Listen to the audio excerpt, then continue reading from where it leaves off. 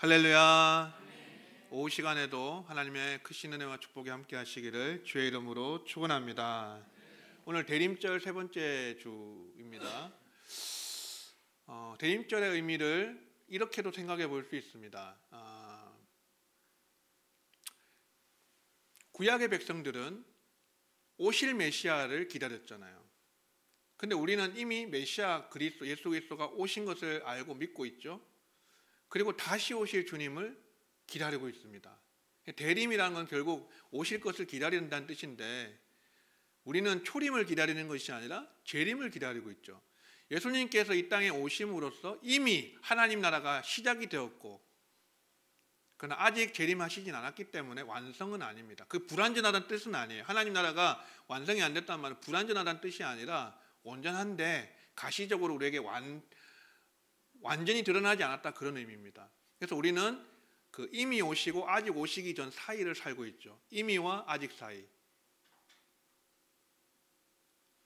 영어로 하면 already, not yet, 그 사이를 살고 있어요. 이미 오셨고 아직 오시기 전의 삶이에요. 근데 주님께서 오심으로부터 시작해서 다시 오실 때까지 이 사이의 기간을 전부 말세라고 합니다. 그러니까 2000년 동안 지금 말세가 지속되고 있는데, 지금은 말세 지말이라고 하는 것이죠. 말세 중에 말세다.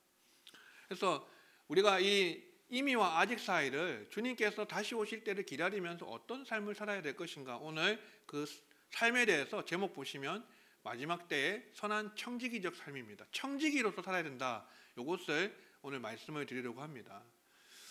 여러분, 청지기라는 것은 어떤 의미를 갖고 있습니까? 일반적으로 청지기는 높은 관리나 부잣집에서 주인의 가사를 도맡아서 처리하던 관리인을 의미합니다. 주인의 일을, 주인의 가사를 도맡아서 처리하던 관리인. 오늘날로 말하면 매니저에 가까울까요? 아니면 영어로 하면 스튜어드라고 하는데, 어쨌든 매니저에 가까울 것 같습니다. 성경에 나오는 청지기들은 우선 하인들을 잘 관리하고 거느렸습니다. 감독하고, 그리고 주인의 자산까지도 관리를 했고, 심지어 주인의 자녀 교육까지 담당을 했죠. 자녀 교육까지 담당을 했습니다. 구약의 대표적인 청지기가 누가 있을까요? 누가 떠오르십니까? 요셉도 있고요. 또 한 사람은 아브라함의 늙은 종 엘리에셀이라는 사람이 있습니다.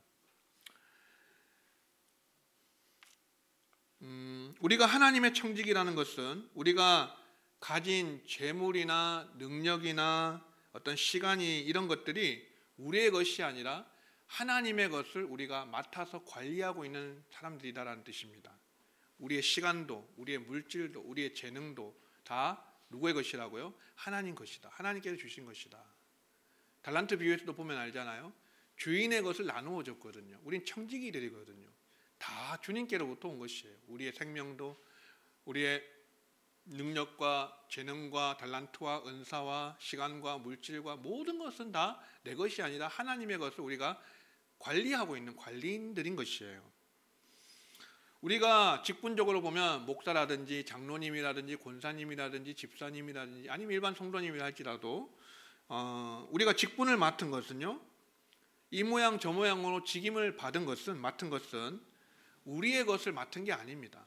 이거 내 거다 이렇게 생각하면 안 돼요.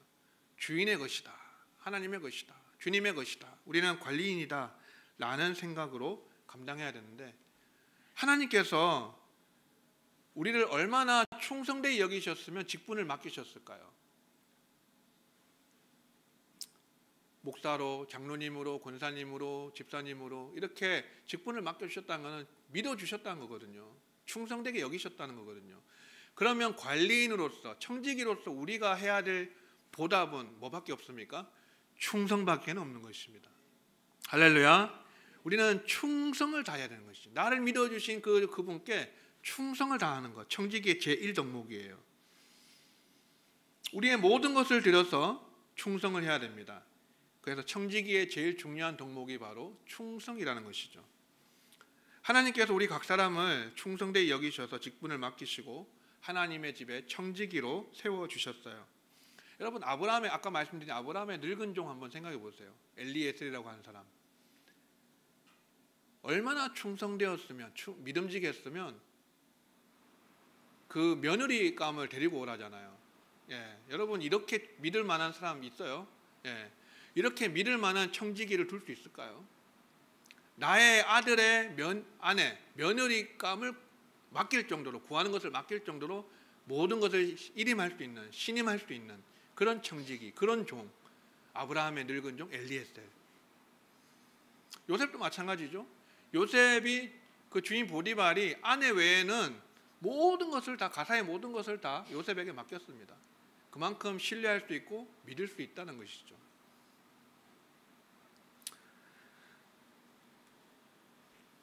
그만큼 요셉이 충성되고 믿음직했기 때문입니다. 이 자리에 있는 우리 모두가 하나님께 직분을 받았다는 것, 또 총지기로 부름을 받았다는 것은요, 이미 하나님 보실 때 우리가 믿을 수 있었다. 제가 질문 시리즈에서 마지막에 그 말씀드렸던 예화처럼 우리만 하나님 믿는 게 아니라 하나님도 우리를 믿고 계시거든요. 네. 주님께서 우리를 믿고 계세요. 그걸 생각하면 어떤 일을 당해도 우리가 감사할 수 있다, 그렇게 말씀드렸잖아요. 자격 없는 우리들, 사실은 자격이 없습니다. 그렇지만 믿어주시고 불러주시고 직임을 맡겨주시고 일을 주인의 것을 맡겨주신 하나님, 그 하나님 앞에 우리가 보답할 수 있는 길은 충성밖에 없는 줄로 믿습니다. 오늘 우리가 청지기로서 어떻게 충성할 수 있는지에 대해서 본문 말씀을 통해 하나씩 살펴보겠습니다. 첫 번째는 종말의 신앙으로 깨어 있어야 한다라는 것입니다. 선한 청지기는 종말의 신앙으로 늘 깨어 있어야 한다는 것이에요. 여러분, 종말의 신앙이 무엇일까요? 삶의 마지막 순간에 서서 오늘을 선택하는 것을 종말의 신앙이라고 말할 수 있습니다. 마지막 순간에 서서 오늘을 선택하는 것. 오늘이 내 마지막 날이라면 내가 어떤 선택을 하고 어떤 행동을 할 것인가. 그것이 종말의 신앙입니다. 우리의 삶의 가장 마지막 순간은 우리가 그리스도의 심판대 앞에 서는 그날입니다. 심판대 앞에 서는 그날. 물론 그 심판이 지옥이냐 하는 그 심판은 아닐 거예요. 그건 아닙니다. 우리는 이미 예수 믿음으로 사망에서 옮겨 생명으로 옮겨졌기 때문에, 생명에 들어간 자들이기 때문에 심판대 앞에 서는 것은 그런 지옥 보내는 심판은 아닌 것입니다. 그러면 우리가 이 땅에서 예수님 믿는 그 확신, 구원의 확신은 어떤 의미가 있는 것입니까? 그렇잖아요. 그래서 심판대 앞에 서는 날이 가장 마지막 순간인데, 모든 우리의 선택, 모든 우리의 언행, 모든 우리의 결정, 모든 우리의 뜻, 이것이 마지막 주님의 심판대 앞에 서는 그날을 기준으로 해서 결정하고 선택하는 것을 종말의 신앙이다라는 것이에요. 오늘을 마지막 날이라고 여기고 오늘을 사는 것, 그것이 늘 깨어있는 종말의 신앙으로 깨어있는 것입니다. 사랑하는 성도 여러분, 오늘이 만약에 여러분의 마지막 날이라면 여러분은 무엇을 선택하시겠습니까? 이제 죽기 전에 하고 싶은 일들을 목록으로 만든 것을 뭐라 그러죠? 버킷리스트라 그러죠. 버킷리스트. 여러분의 버킷리스트에는 무엇이 들어있습니까? 내가 죽기 전에 이건 꼭 해야 되겠다라는 것, 뭐 10가지 아니면 뭐 몇 가지만 말한다 하면 무엇이 있습니까? 저는 가만히 한번 생각해 봤습니다. 오늘이 만약 저에게 마지막 날이라고 한다면 저는 무엇을 선택할 것인가? 무엇을 가장 먼저 할 것인가? 저는 아주 서둘러서 모든 사람과 관계 속에 화해를 이루고 싶습니다. 화해를 이루고 싶어요. 제가 알게 모르게 상처를 준 사람들, 또 제가 준 상처로 인해서 저에게 안 좋은 감정을 가지신 분들, 그분들에게 용서를 구하고 화해를 하는 것이 제가 가장 먼저 해야 될 일일 것 같습니다. 우리가 천국에 가면은 영원히 같이 지내지 않습니까? 같이 함께 살 텐데 먼저 화해하는 것, 그것이 우리의 버킷리스트가 되어야 되지 않을까요? 서로 미워하고 용서하지 못하는 마음을 가지고서는 천국에서 함께 살지 못할 것입니다. 그래서 천국에 가기 전에 이 땅에서 다 풀어야 돼요. 다 풀고 그러니까 이리 꼬이고 저리 꼬인 실타래와 같은 우리의 복잡한 어떤 그런 관계들을 다 풀어버리고 다 정리할 수 있어야 됩니다. 저는 그것이 제일 시급한 일이다라는 생각이 들어요. 오늘이 마지막 날이라면. 서로 오해한 것이 있든지 미워하고 상처 준 것이 있든지 피해를 주고 아프게 한 것이 있든지 간에 또 사랑하지 못한 것이 있든지 간에 무엇이든지 다 용서할 수 있는, 화해를 이룰 수 있는, 또 용서를 구할 수 있는 그러한 우리가 되었으면 좋겠습니다. 우리 삶의 마지막 순간인 그리스도의 심판대 앞에 서는 그 순간에 우리가 주님께 책망받지 않으려면 가장 중요한 것은 관계 회복이 아닐까 그렇게 생각합니다. 얽힌 관계가 풀리려면 어느 한쪽이 일방적으로 용서할 수밖에 없습니다. 주님께서 우리에게 내가 너희 죄를 사한 것처럼 너희도 서로 용서하라고 말씀하셨잖아요. 주님께서 일방적으로 우리에게 우리의 죄를 위해서 속죄 제물, 대속물이 되셨잖아요. 그래서 우리를 일방적으로 용서해 주셔서 우리가 구원함 받은 것처럼 내가 너희를 용서한 것처럼 너희도 서로 용서하여라 라고 하신 것이 우리 주님의 말씀입니다. 주님께서 십자가에서 원수들을 용서하신 것처럼 우리도 용서할 수 있는 주님의 참된 제자가 될 수 있기를 주의 이름으로 축원합니다. 종말의 신앙으로 늘 깨어 있으려면 어떻게 해야 될까요? 우리 7절 말씀에 보면 7절에서 베드로는 이렇게 말씀하죠. 만물의 마지막이 가까이 왔으니 그러므로 너희는 정신을 차리고 근신하여 기도하라. 아멘. 근신하여 뭘 하라고 하십니까? 기도해야 된다라고 말씀합니다. 기도만이 잠자는 우리의 신앙을 깨울 수 있습니다. 기도만이. 영적 상태를 볼 때 세 종류의 사람으로 분류할 수 있는데, 첫째는 깨어있는 사람, 둘째는 잠자는 사람, 셋째는 죽어있는 사람. 죽어있는 사람이 있어요. 교회 안에도요. 왜 그러냐면 사대교회를 보세요. 네가 실상 살아있다는 이름을 가졌으나 실상은 죽은 자라고 하잖아요. 죽은 자가 있어요. 교회 안에도. 근데 제일 많은 부류는 아마 잠자고 있는 사람인 것 같습니다. 영적으로 잠들어 있는 사람. 우리 모두가 이런 영적인 잠에서 이제는 깨어날 때가 되었습니다. 벌써 깰 때가 되었어요. 자다가 깰 때가 벌써 되었다라고 말씀합니다. 그러기 위해서 우리가 힘써야 될 것은 기도인 것입니다. 할렐루야. 기도에 힘써야 된다. 정말 우리가 정말 기도에 힘을 써야 돼요. 이런 어수선하고 혼란스러운 시대 속에서는 더욱더 깨어 기도해야 되겠죠. 많은 사람이 가는 길이라고 해서 다 옳은 길은 아니거든요. 깨어 정신을 차리고 중심을 잡고 하나님 앞에서 올바른 일이 무엇인지, 의가 무엇인지, 하나님의 뜻이 무엇인지를 분별하고 우리가 그러기 위해서 먼저 기도해야 된다. 하나님께 받아야 된다는 것이, 하나님께 그 은혜를 구하고 하나님께 말씀을 들어야 돼요. 기도를 통해서 듣는 거거든요. 그래서 정신을 차리고 근신하여 기도하라 하셨어요. 제가 신학교 다닐 때 벌써 한 3년 전입니다. 2학년 때인가요? 그 학내 사태가 있었어요. 아주 그 힘든 학내 사태가 있었을 때, 그때 학교 상황이 참 어려웠는데요. 재단 이사장의 어떤 그런 불의함, 또 지도자들, 학교 관계자들의 어떤 그런 불의가 드러나고 학생들은 들고 일어나서 막 수업 거부를 하고 그런 걸 결정하고 막 완전히 그냥 초토화가 되었어요. 그때에 조직 신학을 가르쳤던 김길성 교수님이라는 분이 계십니다. 그분이 채플 시간에 설교하면서 한 이 한마디가 지금도 제 기억 속에 남아 있어요. 새벽에 깨우시는 하나님. 하나님께서 잠 못 자게 깨우신다는 거예요. 새벽에 잠 못 자고 깨도록 그렇게 하나님께서 이끄신다는 거예요. 그래서 그 교수님은 총장 대행을 하셨는데 그 어려운 시기에 정말 기도하자고 많이 학생들에게 얘기하셨고, 그래서 사실 어떻게 보면 우리가 이럴 때일수록 기도합시다 라고 하는 말이 비겁한 말처럼 들릴 수 있어요. 아니, 지금은 행동해야 되는 때가 아니냐, 지금은 움직이고 행동해야 될 때가 아니냐, 기도만 하자고 하는 게 무슨 그런 애매모호한 두리뭉실한 어떤 그런 분명하지 않은 그런 답이 어디 있느냐라고 말할 수 있어요. 하지만 정말 하나님 앞에서 깨어있는 사람은요, 기도부터 합니다.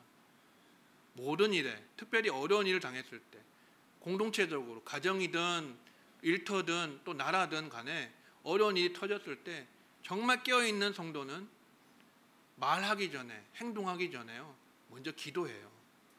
하나님 앞에 엎드려요. 그리고 이 모든 게 내 죄 때문에 일어난 것처럼 자신의 죄를 회개해요. 이게 기도하는 사람의 특징이에요.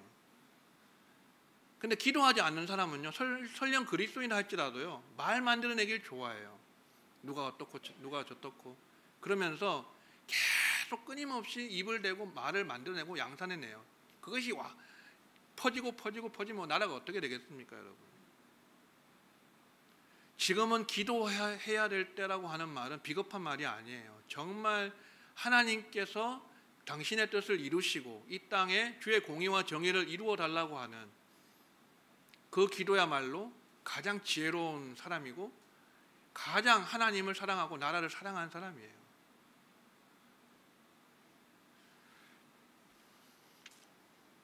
여러분, 새벽에 깨우신 하나님, 여러분은 그럴 때 없으십니까? 잠 못 들 때, 밤새도록 잠을 못 자요. 하나님께서 나로 하여금 기도하라 하시는구나. 공동체를 위해서, 교회를 위해서, 또 나라를 위해서 기도하라고 하시는구나. 그렇게 받아들이고 그 교수님처럼 말이죠, 우리가 새벽에 일어났을 때는 이렇게, 다윗도 그런 고백했잖아. 내가 새벽을 깨우리로다. 새벽을 깨우리로다. 새벽에 하나님이 도우시리로다. 모두가 잠들어 있을 때, 그때 새벽에, 이른 새벽에 일어나서 자다가 벌떡 일어나서 공동체를 위해서 눈물로 기도하는 그 사람의 기도를 들으시고 하나님은 모든 공동체 가운데 회복과 부흥의 역사를, 새 일을 행하실 줄로 믿습니다.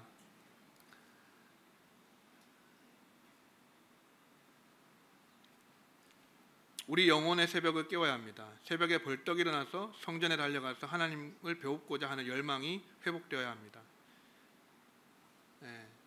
이른 아침에 기도하는 거 얼마나 귀한지 모릅니다. 과거 이스라엘 백성이 광야 생활할 때 만나를 먹었습니다.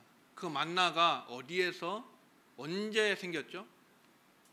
진 주위에 이른 아침에, 새벽이 지나고 이른 아침에 동틀 때, 그때 동트기 전에 그때 만나가 생겼습니다. 해가 뜬 후에는 만나를 얻을 수가 없었어요. 이슬이 맺힌 아침, 이른 아침에만 만나를 얻을 수가 있었습니다. 우리 영혼의 만나도 이른 아침에 얻을 수 있고, 우리 영혼을 깨우는 기도도 이른 아침에 드릴 때에 하루를 승리할 수 있게 되는 것입니다.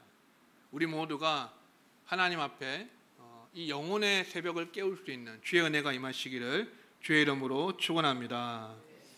두 번째는 뜨겁게 서로 사랑하라는 것입니다. 8절에 보면 무엇보다 뜨겁게 서로 사랑할지니 사랑은 허다한 죄를 덮느니라. 아멘. 뜨겁게 사랑하라는 말은 첫째는 열렬히 사랑하라는 것이고, 두 번째는 지속적으로 사랑하라는 것입니다. 열렬히 사랑하라, 지속적으로 사랑하라. 열렬하게 끝까지 사랑하라는 것입니다. 한 번, 두 번 사랑하는 것으로 만족하지 말고 변함없이 사랑해야 된다. 서로를 향한 우리의 사랑은 변함이 없습니까? 우리 서로를 향한, 형제 자매를 향한 사랑이 변함이 없습니까? 요한복음 13장 1절에 보면 주님께서 자기 사람들 사랑하시되 끝까지 사랑하셨다라는 말씀이 있습니다. 주님을 배신한 가룟 유다, 주님을 이제 곧 배신하게 될 가룟 유다의 발도 주님은 씻어 주셨어요. 끝까지 사랑하셨어요. 우리의 사랑도 주님의 사랑처럼 변함없이 사랑할 수 있는 그런 끝까지 사랑할 수 있기를 주의 이름으로 축원합니다. 여러분, 베드로전서 2장 17절 한 두 장만 앞으로 넘겨보세요. 베드로전서 2장 17절 보시면 뭇사람을 공경하며 형제를 사랑하며 하나님을 두려워하며 왕을 존대하라 그랬습니다. 여기 보면 뭇사람, 모든 사람은 뭐의 대상입니까? 공경의 대상이죠. 하나님은요, 두려워함, 경외의 대상입니다. 왕은요, 존대해야 할 대상이에요. 그럼 형제는 무슨 대상입니까? 사랑의 대상이에요. 자, 뭇사람은 공경의 대상이지만 또 왕은 존대할 대상이지만 형제만큼은 사랑해야 될 대상이에요. 우리가 주 안에서 형제가 되고 자매가 되었습니다. 한 피바다 한 몸 이룬 형제 자매들로서 우리가 서로 사랑해야 할 의무가 있는 것입니다. 각 사람마다 자기의 전문 분야가 있어요. 그걸 전공이라 그러죠. 전공. 여러분의 전공은 무엇인가요? 여러분의 전공은? 우리의 전공이 사랑이 되면 어떻겠습니까, 여러분? 사랑.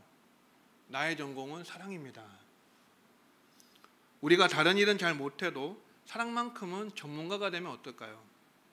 사랑은 허다한 죄를 덮어준다라고 말씀합니다. 그런 힘이 있어요. 상대방의 죄를 덮어주는 사랑. 이거는 가장 좋은 전공이라고 그렇게 믿습니다. 언젠가 베드로가 주님께 형제를 7번 용서해주면 되겠습니까? 라는 질문을 했습니다. 그때 주님은 70번씩 7번이라도 용서해 주어야 한다 라고 말씀하셨습니다. 형제를 사랑한다면 70번씩 7번이라도 그 죄를 용서해 줄 수 있는 우리가 되어야 합니다. 비판하고 정죄하는 것은 굉장히 쉬워요. 비난하는 것, 헐뜯는 것, 욕하는 것. 요즘 이렇게 글들을 보면 너무 분노가 묻어나는 것 같아요. 분노가. 물론 분노할 만할 수 있습니다. 하지만 형제를 대해서는, 자매를 대해서는, 우리가 서로에 대해서는 그런 비판하고 정죄하는 그런 것보다는, 누가 어떻고 저떻고 하는 입대고 말 만드는 것, 그런 것보다는 우리가 용서할 수 있어야 되겠습니다. 용서는 사랑 없이는 불가능한 것이거든요. 그리스도인의 길은 정죄나 비판이나 어떤 그런 손가락질이나 그런 정죄하는 그런 길이 아니라 사랑하고 용서하는 길이에요. 그렇게 사랑하고 용서할 때 서로의 허다한 죄가 덮여지는 것입니다. 덮어지는 것이에요. 세 번째, 낯선 자들을 환대하고 섬기라 라고 했습니다. 9절에 보시면 서로 대접하기를 원망 없이 하라라고 했는데, 어떤 교회가 참된 교회냐 하는 그 표지를 말할 때 한 4가지 정도가 있습니다. 첫 번째, 말씀 선포, 캐리그마라고 하고요. 두 번째, 가르침, 디다케, 복음을 가르치는 거, 디다케. 그 다음에 교제, 코이노니아. 그 다음에 섬김, 디아코니아라고 하는 섬김. 이 4가지 정도가 있습니다. 그 중에 섬김이라는 것이 있는데, 본문의 9절의 말씀은 섬김의 한 방면인 대접에 대해서 말씀하고 있어요. 대접하는 것, 나그네에게 사랑을 베푸는 것, 낯선 자에게 환대하는 것이죠. 성경은 나그네를 잘 대접할 때 우리에게 하나님께서 갚아주시는 은혜가 있다라고 말씀합니다. 나그네는 고아와 과부와 함께 하나님의 사람들이 잘 돌보아야 할 대상 중에 하나입니다. 성경에서 여러 차례 언급되고 있어요. 그 중에 구약에 수장절이 있습니다. 수장절은 장막절이라고도 하고 초막절이라고 하는데, 농사를 다 짓고 나서 이제 추수가 끝나고 곡식과 과일을 땅에 묻은 다음에 일주일 동안 초막을 짓고 거기에서 열매를 가지고 나누는, 즐거워하는, 함께 즐거워하는 절기가 수장절이에요. 농경적으로 표현하면 수장절이고요. 그런 종교적으로 표현하면 초막절, 장막절이에요. 그런데 하나님께서 이 수장절 절기 때에 이스라엘 백성들에게 특별히 챙기고 돌보아야 할 대상을 언급하시는데, 그들이 바로 나그네, 고아와 과부, 그리고 레위인입니다. 그죠? 레위인, 그 다음에 고아와 과부, 나그네가 있습니다. 레위인은 왜 하나님께서 함께 돌보고 챙겨주고 함께 즐거워하라 했겠습니까? 레위인에게는 몫으로 분배받은 땅이 없어요. 농사 지을 수 없잖아요. 열매를 가지고 다 즐거워해야 될 때 레위인들은 열매가 없어요. 농사 지을 수 없으니까. 오늘날로 말하면 목회자들인데, 어쨌든 이 레위인에게 이렇게 열매를 같이 나누어서 즐거워하라고 하셨고, 고아와 과부는요, 가장 극빈층에 해당하잖아요. 그래서 그들을 챙겨주라고 하셨고, 그 다음에 나그네는요, 나그네는 여행 중에 있거나 임시로 거류하는 사람이기 때문에 자기 몫의 땅도 없고 그리고 법적 권리도 없었기 때문에 나그네를 잘 돌보고 함께 즐거워야 된다. 그들에게 너희의 열매를 나누어 주어야 된다라고 말씀하십니다. 오늘날 우리 주위에 있는 어떤 이주 노동자들 생각하면 될 것입니다. 그들에게 법적 권리도 없고 분배받은 땅도 없지 않습니까? 예, 그래서 우리가 그런 분들을 잘 돌보아야 된다는 것이죠.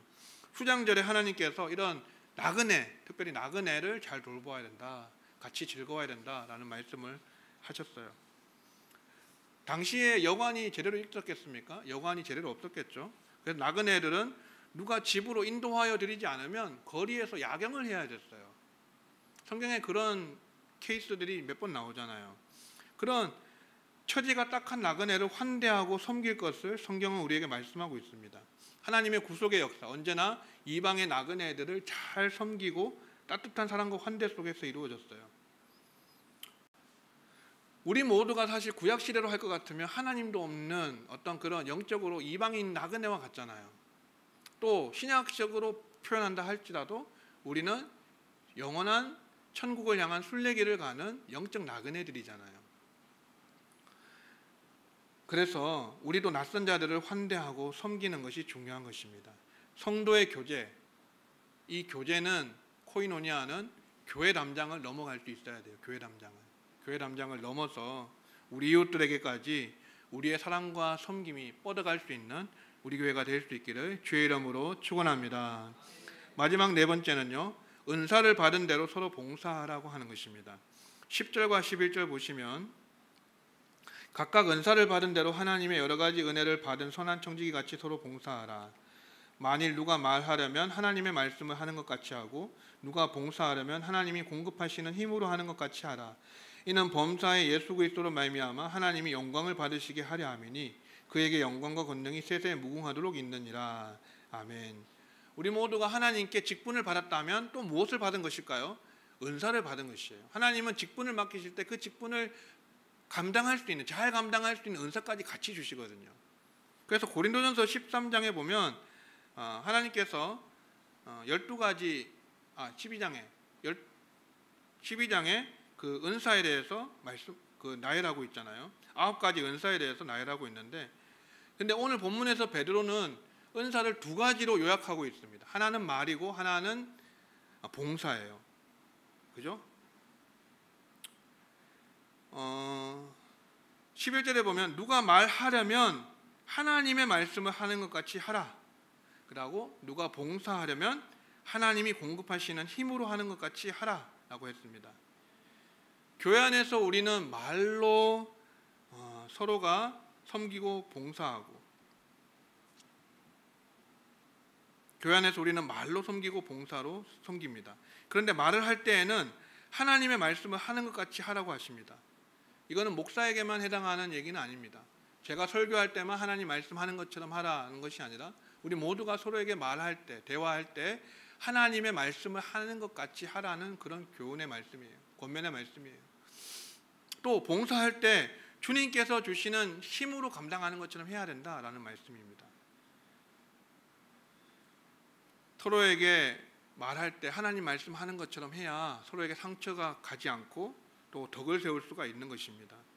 봉사할 때도 내 힘으로 하는 것처럼 하면 금방 지치고 금방 또 식을 수 있습니다. 하나님이 주시는 힘으로 하는 것 같이 해야만 우리가 주님의 사명을 다 감당할 수 있고 넉넉하게 봉사하고 충성할 수 있어요. 내가 하는 것이 아니라 주님이 하게 하셔야 하는 것입니다.